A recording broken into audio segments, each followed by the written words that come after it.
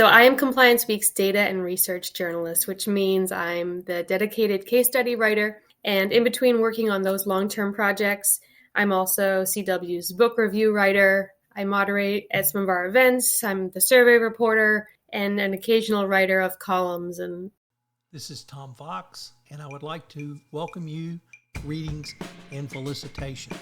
In this podcast series, I'm going to be visiting with thought leaders, entrepreneurs, historians, and a wide variety of other people on topics that are outside the area of compliance, but are of great interest to myself and to listeners to the Compliance Podcast Network.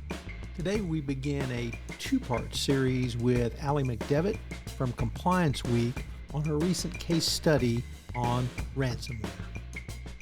Greetings and Felicitations is a production of the Compliance Podcast Network.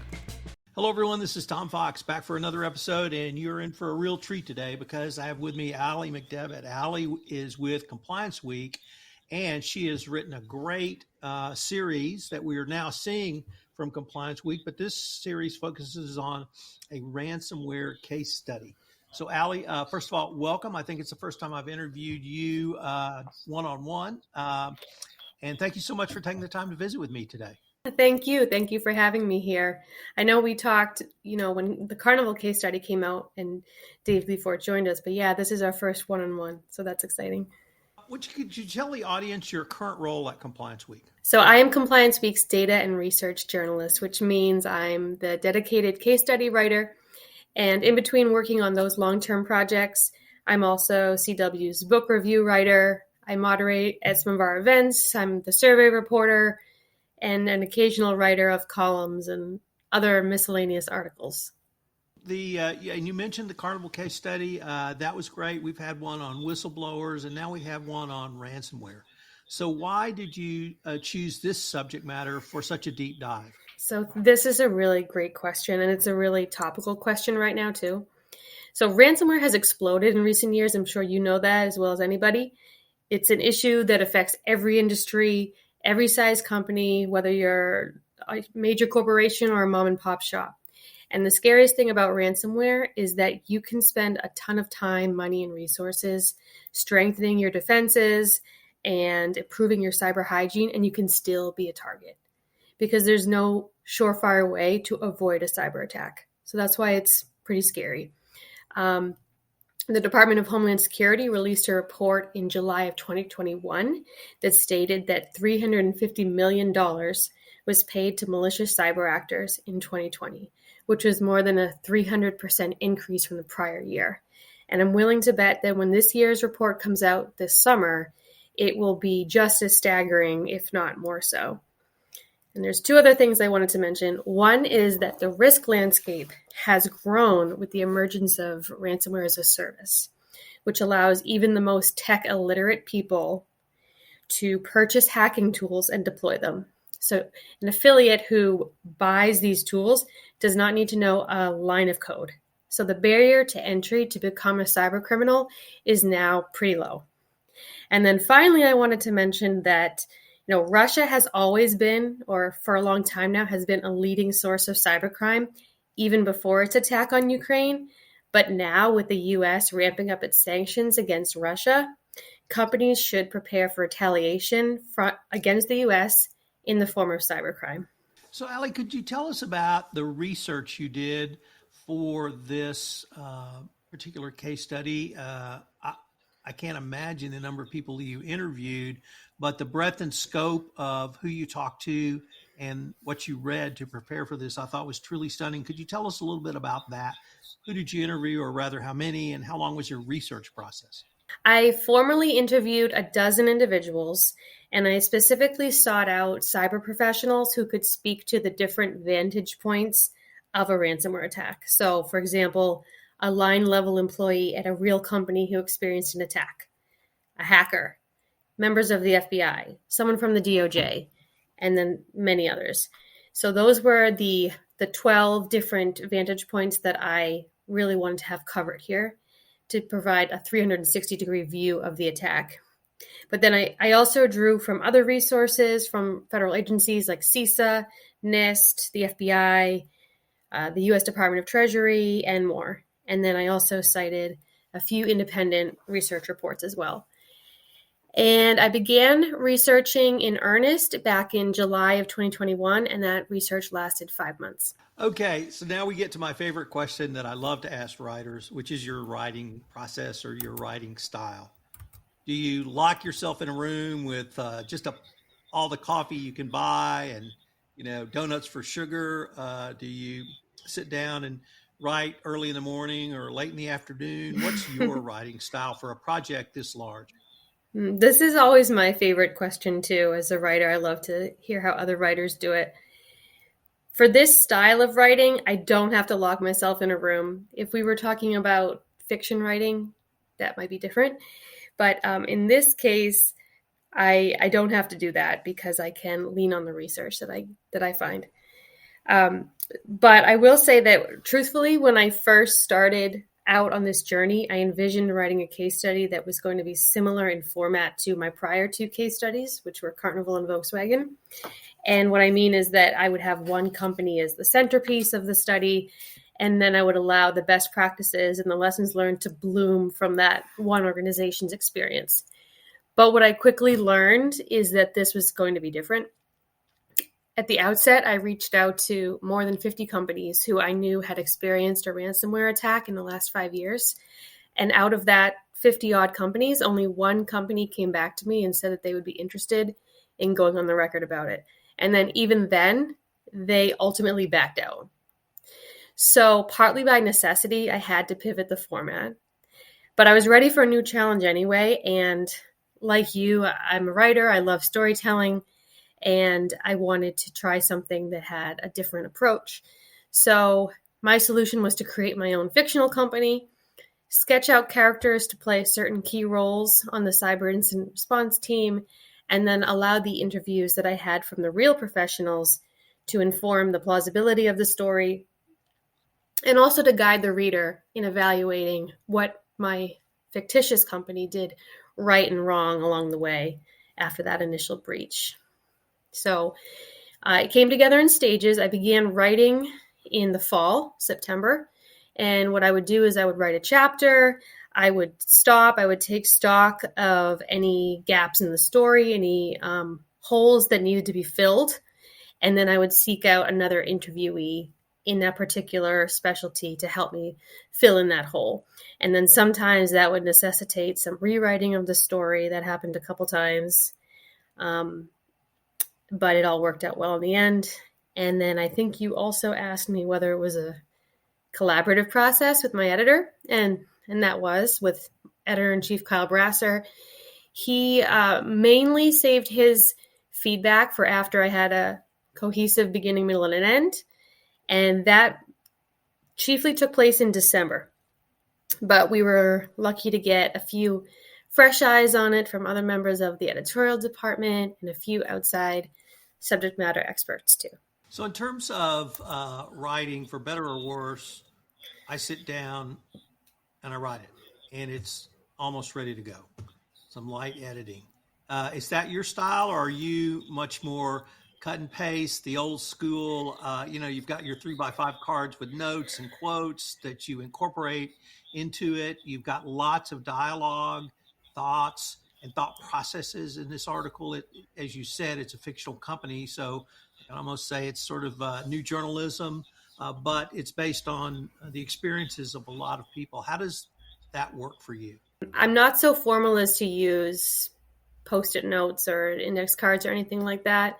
What I will do is review the research that I've gathered that I know will pertain to a particular section of the story, and I'll read it over a couple times, make sure that it's fresh at the top of my mind, and then I will shut out every other window on my computer and start writing the fiction. Otherwise, that's the thing about fiction. I feel like it's not going to happen unless I cut off all the distractions. That's probably the best advice I've ever heard, because I'm the worst. I'm like, oh, let me do something else. Well, let me do something else. Let me go get a cup of coffee. No, let me go outside. Let me go ask my wife something. Yeah. Great. Yeah, I speak from experience there too. Well, let's turn to the case study itself. And I wanted to go through each chapter because you've broken it down by chapters with parts, and hit a couple of the highlights, or at least some from me that I took away. And it starts, of course, with the ransomware attack itself.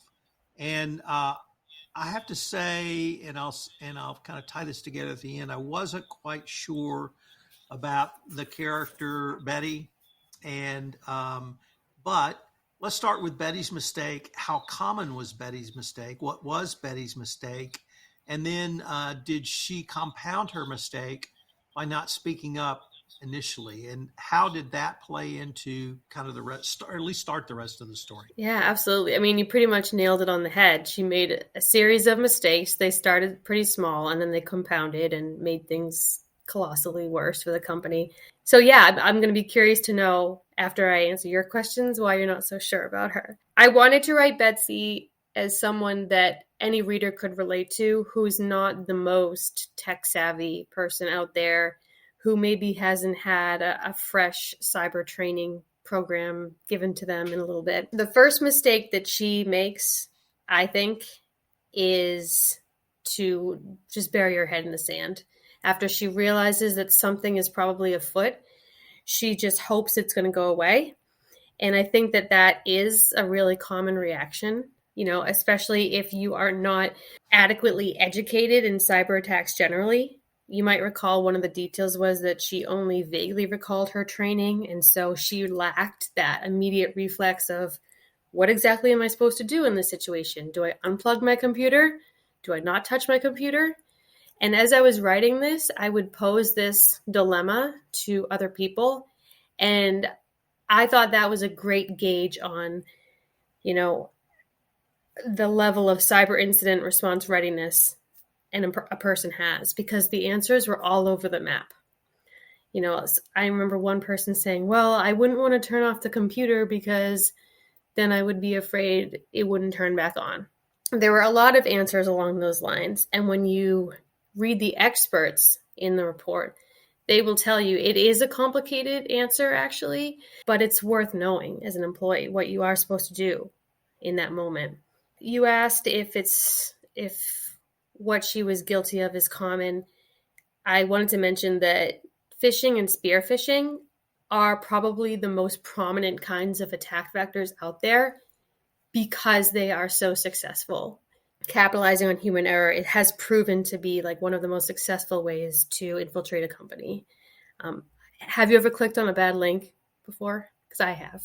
I'm either the bad link Nazi or hypervigilant, so almost never. Yeah, I mean, I can think back, 10, 12 years ago, clicking on a bad link. And luckily, I never had the repercussions that this Betsy character had. But it happens. I mean, you catch someone at a weak moment, it can happen. So I wanted a character who would represent the everyday person being duped, falling for a very easy mistake. So can you tell me why you're not sure about her? I'm going to save that to the end for lessons learned. Okay. The next chapter, or rather part, because it's part 2 of chapter 1, you move to the corporation, and we have the corporate CEO who's working out in the gym, obviously post-COVID, and gets a call. And really the thing that struck me about part 2, Aly, was that, number one, they had hardened their defenses. They had gone through another issue or similar issue a few years ago, so they had put in the physical and IT defenses. And of course, they were still hacked. But the part that the message you drove home for me was they were prepared when the attack came and they knew what to do. It wasn't simply they had a written policy and procedure. They'd obviously practiced it or at least gone over it. So I was wondering if you could maybe talk about the role of the critical incident response team, those I don't want to say soft defenses, but the processes they had in place to respond when the attack occurred. When I first started writing it, I did not create that backstory for the company that they had had this prior attack. And then that was suggested to me, firstly by Kyle Brasser, the editor-in-chief, and then secondly by a CISO who I interviewed. said, if you really want this company to be realistic, because realistically, a company is not going to be that well prepared unless they've experienced something before. So it's interesting that you drew that out, because that was something that I had to go back and add in later. But getting to the main question, you brought up the CIRT, so the Cyber Incident Response Team, and then I think you also mentioned the MSSP, which was something I knew nothing about prior to my research. The MSSP is a managed security service provider. It's a third party. So basically, it's an IT service business that provides outsourced monitoring and management of security devices and systems for a company.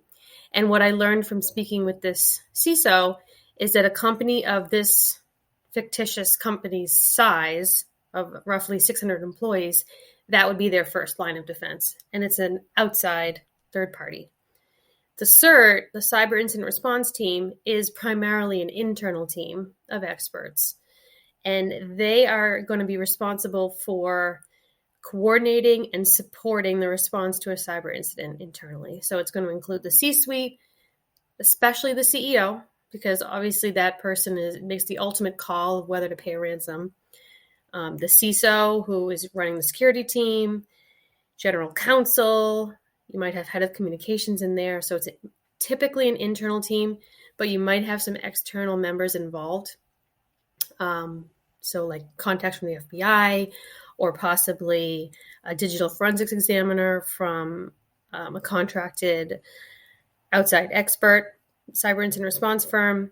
You might even have a ransomware negotiator in the room with you. And yeah, I mean, I think probably one of the biggest takeaways of the whole case study is that preparation is everything. It's not going to give you 100% guarantee that you're ever not targeted, but it really is critical, because cyber criminals are really banking on the victims being scared, frantic, and rash in their decision making, so that they can leverage a maximum payout. And I think it was in this part where you introduced some psychological aspects. And I was really intrigued by that. I thought that was a great addition. We're going to talk about it a little bit more when we talk about who are the hackers, but you talked about the psychology of the demands, and you also talked about the psychology of the response. And this is where the MSSP, I thought, was so critical, having a independent third party who's not emotionally involved.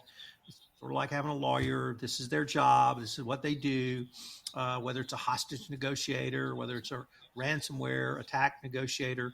But they will come in and handle the negotiations, and they can actually use language to try to draw out a little more information from the hacker, and perhaps begin to position for a true negotiation of a settlement. But I was wondering, I was really intrigued by that. And of course, the psychology used by the hackers in terms of, you mentioned the fear, but also you talked about the way they would phrase their demands back and forth. I was wondering if you could say a few words about kind of this psychological or behavioral aspect that you reported as well.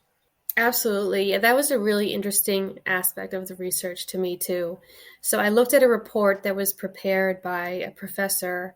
I think he's a cyber psychologist, which is like a budding field.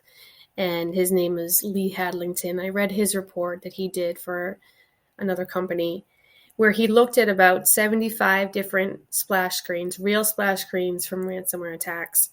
And he sort of aggregated any commonalities between them.